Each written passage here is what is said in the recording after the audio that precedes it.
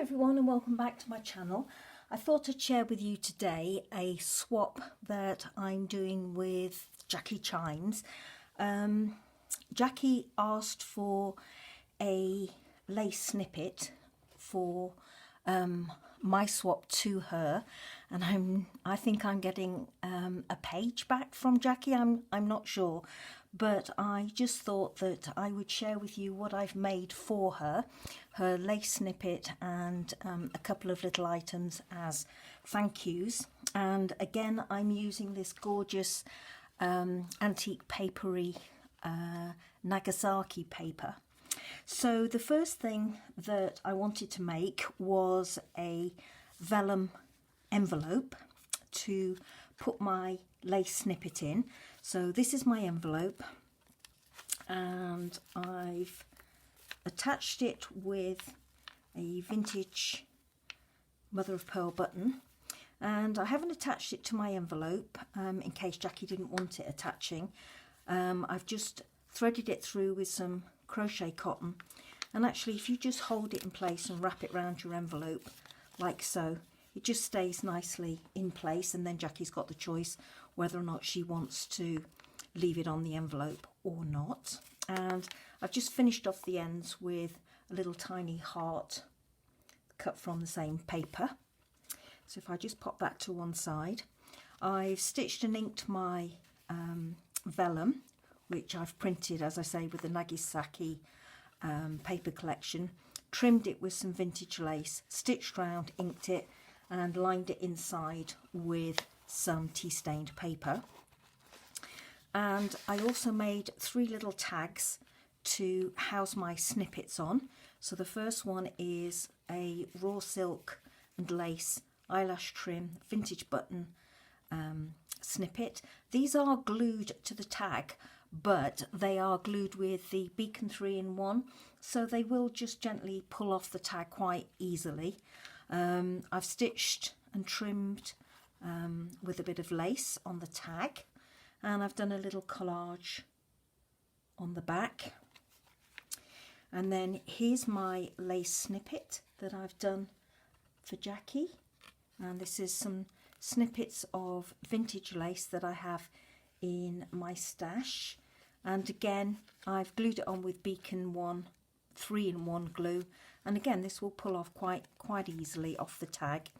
I've also put in a coilless paper clip, and I've tied some vintage French linen round it and knotted it in the style of needle lace, just to add a little bit of extra interest.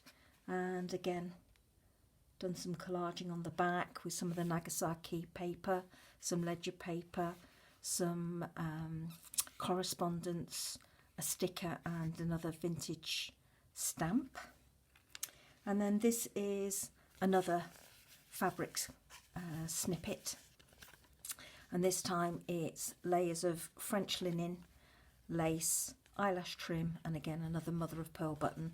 You know me, I love these mother of pearl buttons.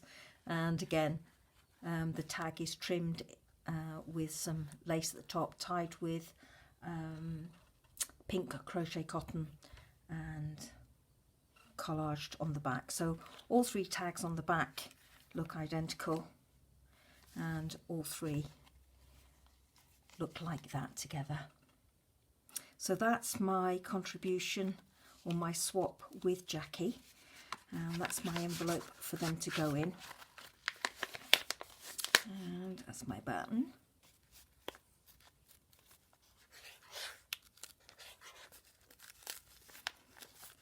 And this is my thank you to Jacqui for doing the swap with me. You will have seen Nik the Booksmith if you follow her on YouTube. She did a paper sample and a fabric sample swatch, if you will, and I decided to use it for lace. So I'm going to do a tutorial in just 1 second to show you how to make these, but I just thought I'd show you this one that I've done for Jacqui. So you can see I've stitched through the back there, I've stitched all around the edges and inked. There's a Tracy Fox label at the back there, some lovely very fine sari silk, a couple of vintage buttons, and then some lace from my collection or my stash for Jacqui, which I thought that she might be able to use in her journals. So I thought, as I say, I would do a very quick tutorial to show you how I made that little lace sampler. So the first thing you are going to need, obviously, is your lace, and what you want to do is you want to arrange it so that you are able to stitch across the top either by hand or on your sewing machine to hold it in place. And I found using these little bulldog clips, these are ideal for holding it in place as you arrange it. So I don't know how many pieces of lace I've got here, but obviously laces, the more pieces you use, the more it's going to be awkward to hold in place. So those bulldog clips, bulldog clips are ideal. So there's some crochet, French crochet trim there. This is some antique vintage lace, some more heavier lace there, vintage lace. There's a mixture of vintage and contemporary here. So as you can see, all different widths. All these are tea stained or naturally that colour, and then I've included some white ones in that can be tea or coffee stained, so wider ones, thinner ones. That's a piece of G Pure lace, so is that, then some daisy trim and another piece. So as I say, arrange it as you want and then clip it with some bulldog clips, or even paper clips will work, and then either run a tacking stitch across the top or put it through your sewing machine. The next thing you want to do is get a piece of card that is going to be big enough for your sample booklet. Now I've just grabbed a piece out of my scrap pile, and as you can see, if I maybe pull out a little bit, see if I can help you. Is that any better? Not really. It's quite a big, maybe if I turn it at an angle you'll be able to see. That's a bit better. There we go. As you can see, it's quite a long strip, and depending on the width of your lace and how much you want to include will determine the size of your piece of card. So for this piece, this is quite a long piece of lace sample. It's 8.5 inches tall by 4 3/4 wide. So obviously this piece of card will want trimming down. And what I've done is I've drawn in a line so that you can see. Now with my lace sample cards, I like my lace to come fairly close to the edge. And when I just arrange my lace on the card, I just put a little mark at the bottom and then I would trim it off. So all of this down this side would get cut off. And then I measure from the bottom of my lace to the top of my lace, and in this case it's 8.5. And what I do is I score a line on my scoreboard at 8.5. I then score another one above it about 5 millimeters, half a centimetre. And the reason you do that is because you will want that, if I pull this one in, you will want a little bit of a spine at the top to take into account the width of your lace. So I scored firstly at 8.5, which is the height of my lace, and then above that I did another score line at half a centimetre or 5 millimeters. From that top score line I measured 2 inches. If I pull that down, so from that top score line I measured 2 inches. So I would chop off all that bit.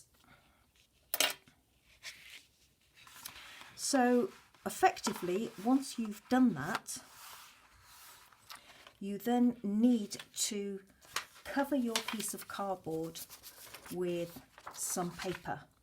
You don't have to do it, and I think when Nik did hers, she did hers out of file folder. This is just a piece of cardstock out of my my stash. I think it's fairly thick. It's probably about 300 grams. But remember, you're going to be backing this as well, so as long as it's not too flimsy, you're going to be fine. So, as I say, what you want to do is you want to cut off any excess off your card and then cover it with some designer paper. Now, this is a sheet of that Nagasaki Digi kit from Antique Papery, and you would need 2 sheets of this, and you cover your piece of card front and back.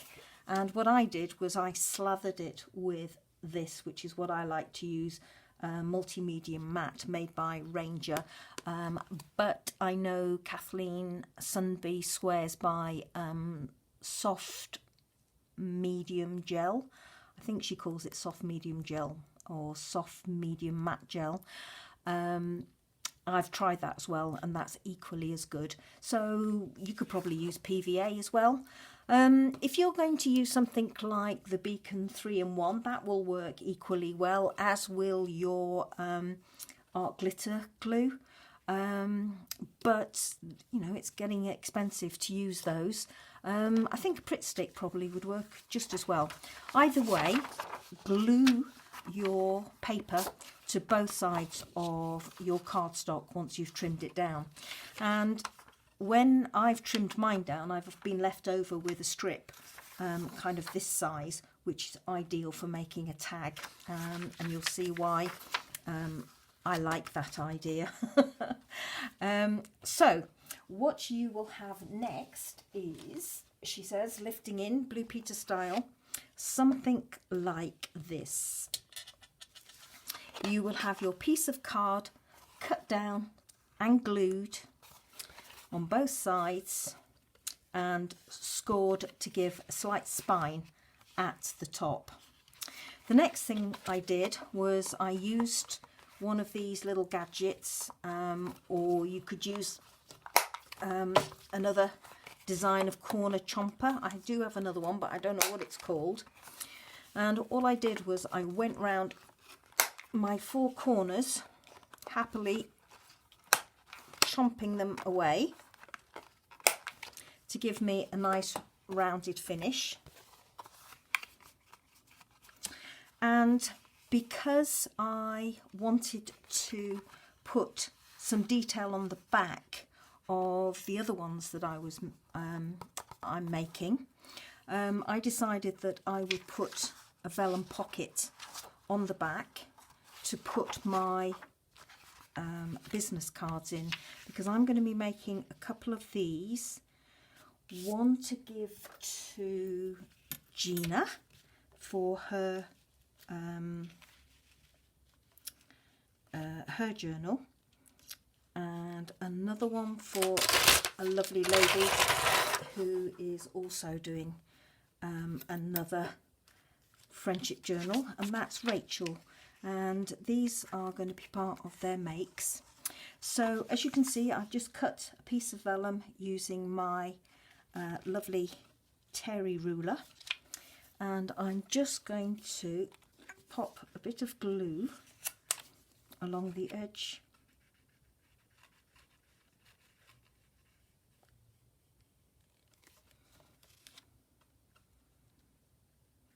of my card on the back. I love what Wendy calls these. She calls it a skiff, I think she calls it, of glue. And I do exactly the same thing as she does, is I tend to put the pin in my mouth as I'm gluing. So like her, I couldn't talk. Let me just get myself back in view for you. There we go. So all I've done is I've put a little bit of glue on the back and adhered my, let me turn that over, then it'll be better, adhered my vellum. Now I could, and it might have been more sensible, I could have done that and then corner chomped my vellum and my card together, but I tend to find with mine, my corner chomper, this little one, it gets a little bit temperamental if I do that, so I've done it separately. I also could have inked the rough edge of my vellum, but that was a conscious decision not to do that, because this is quite light and delicate paper, and I think it just gives a softer edge to it not to ink it. That's my personal preference, but there's nothing to stop you inking it at all if that's your preference. What I tend to do now is I will ink, just give me 1 second, I will ink all the way round my card, just very, very lightly, to get rid of any white edges and just to blend it in slightly. And I like to do it both sides, but just very, very lightly. And I will do it again after I've stitched, because I think that's a neat little trick to kind of blend in your stitches from the sewing machine, certainly on the rough edge or the back edge of your machine stitching, because I find it tends to slightly raise my card by the stitching with the machine. So anyway, so that's what that looks like, and that's my sample of lace to go inside, like so. And then this is the sari silk that I will use on this particular piece at the top, and those are my beads that I will be tying off with.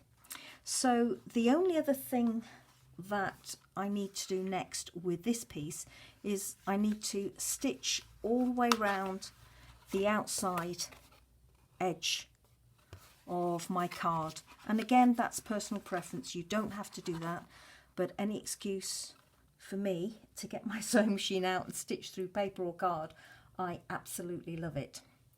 So here we go with another one that's a little bit further on than the last one. With this one, I've put my vellum pocket on the back, and I've stitched all the way round on my sewing machine. And if I flip it over, as you can see, you can probably see the rough edge that I get on my sewing machine, and however much I change the needle and alter the tension, I always seem to get that little bit of a rough edge. So as I mentioned previously, one of the tricks that I do is I just get my bone folder and I just go over that stitching in the direction that I've stitched, and it flattens it all down and gives me a much nicer, neater edge.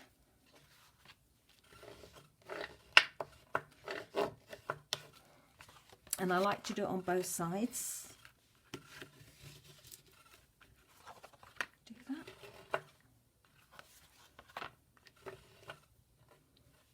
Okay. I actually have inked the edges on this, but after I've stitched, I tend to ink again, and this time just trying to catch the top of my stitching, because it kind of blends it in again and makes it look more cohesive with the rest of my piece, and it makes it very very forgiving in terms of any raised edges that you have on the underside. So I'm nearly done.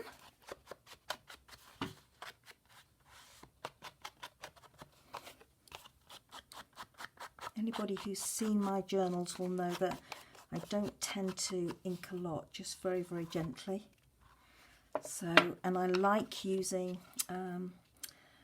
vintage photo, and I prefer using the Distress Oxide rather than the Distress ink ink pads, for the simple reason that if I want to add any watermarks, I can do that quite easily with this by just flicking some water on it, and the reaction is lovely. It gives a nice soft reaction.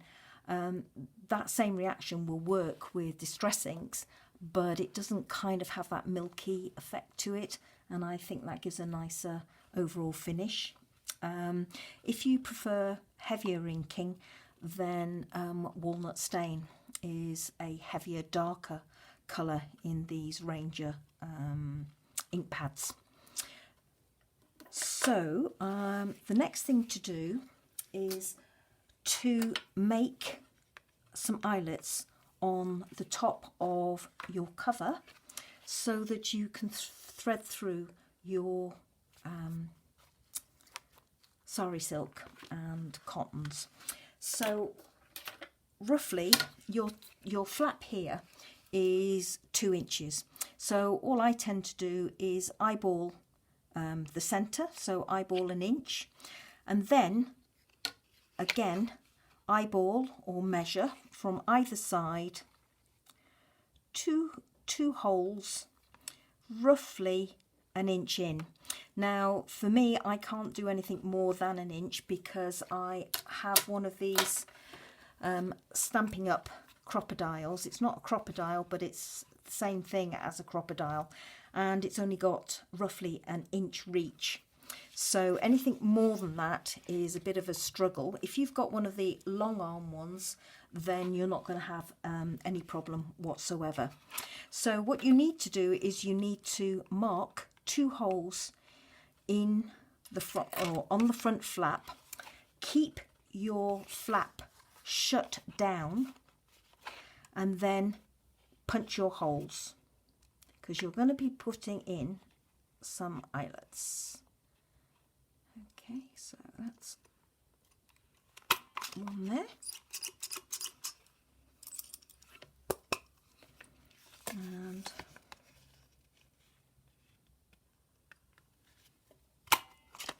one on the other side.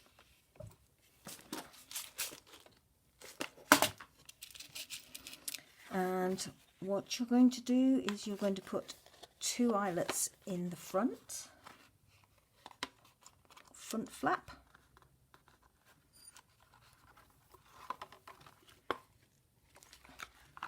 That's one.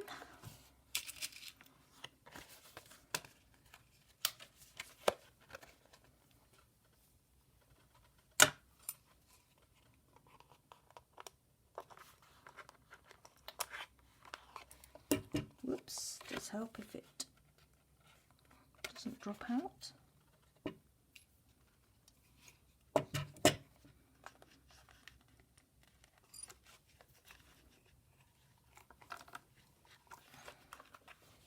So there we go, I've got 2 holes in the front, 2 eyelets in the front, and then 2 eyelets in the back. Now I tend to have the nice edge on the outside,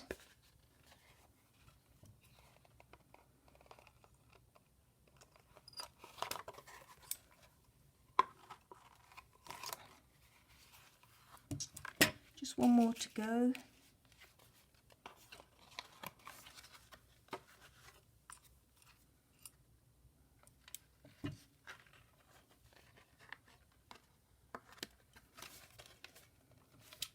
Oops, a daisy.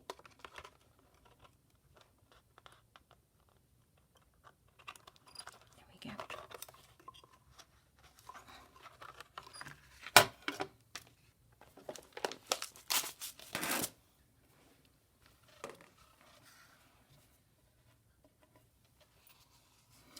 So that's what it looks like on the inside.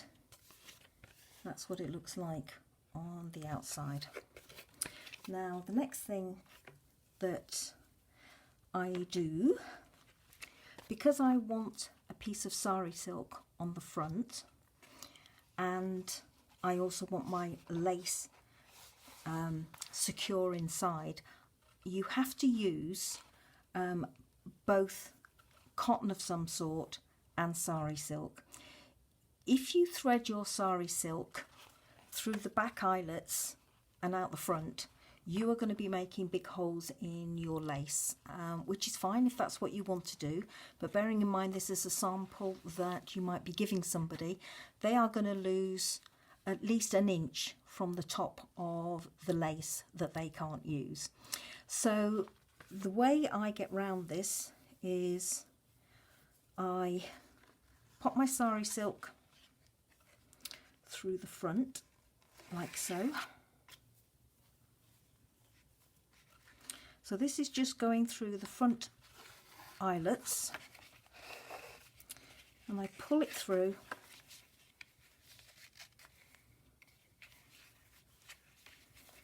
and I create my bow.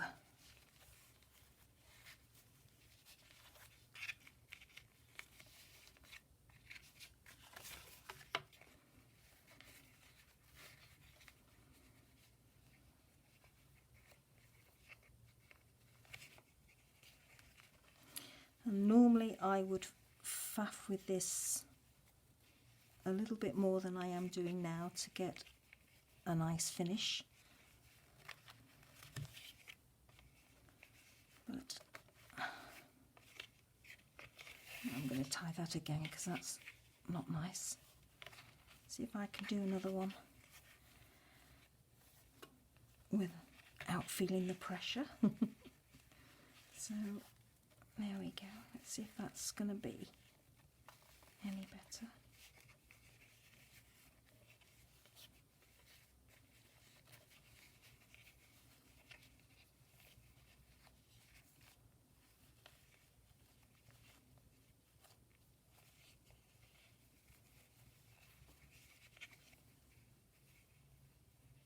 It's not going to be my day today for tying bows, I think.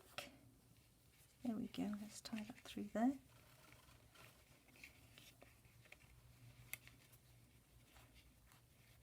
It's a little bit awkward because the flap keeps on wanting to come up as I'm trying to tie this, but I'm not sure why that's not working very well.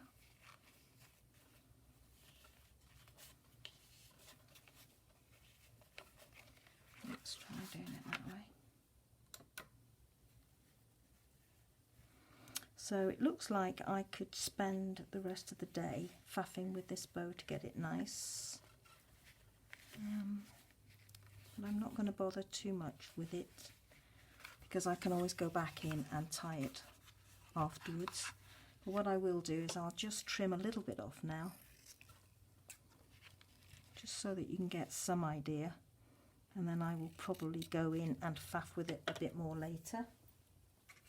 So you have your sari silk tied through your eyelets on your front cover, like so.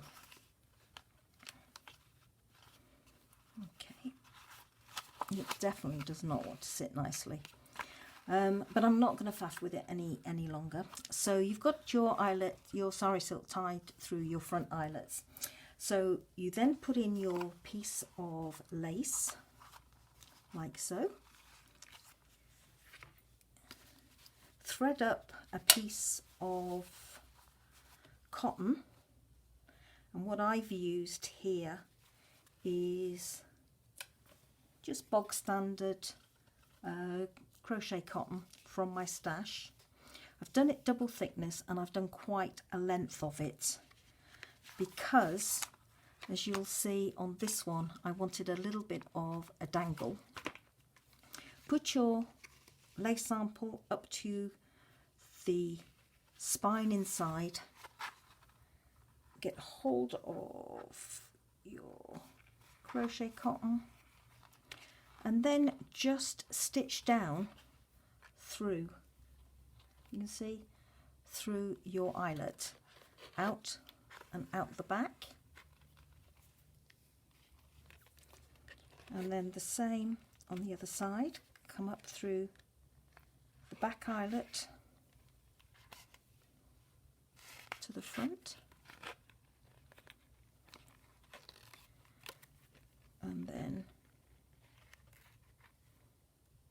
back again.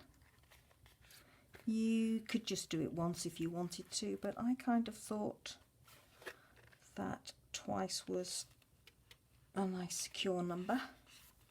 And then back again through the top.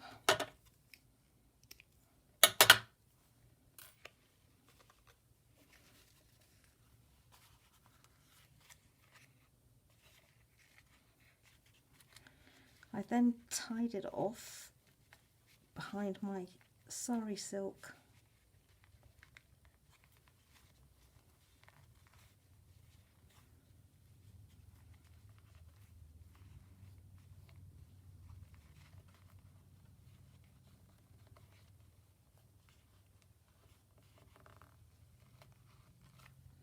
Like so.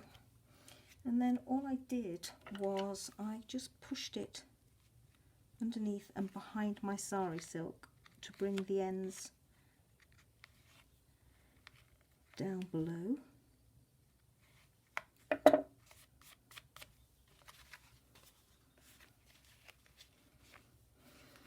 And then all I did was, with these ends, I just threaded through a button, or you could equally use a bead.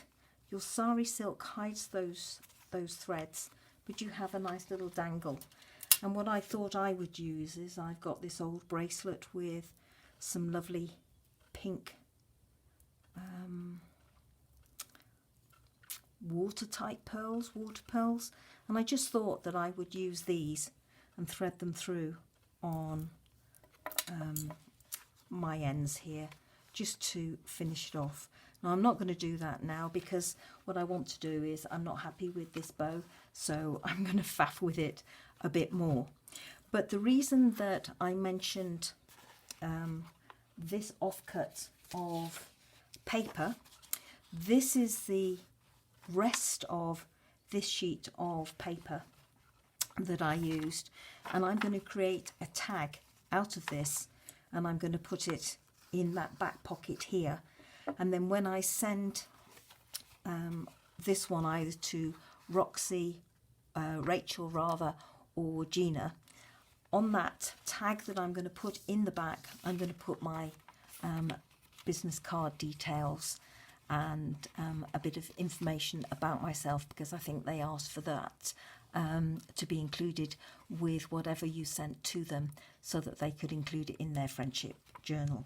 So this will form the basis of my tag, and it will be coordinating with that. Okay, so that's my tutorial.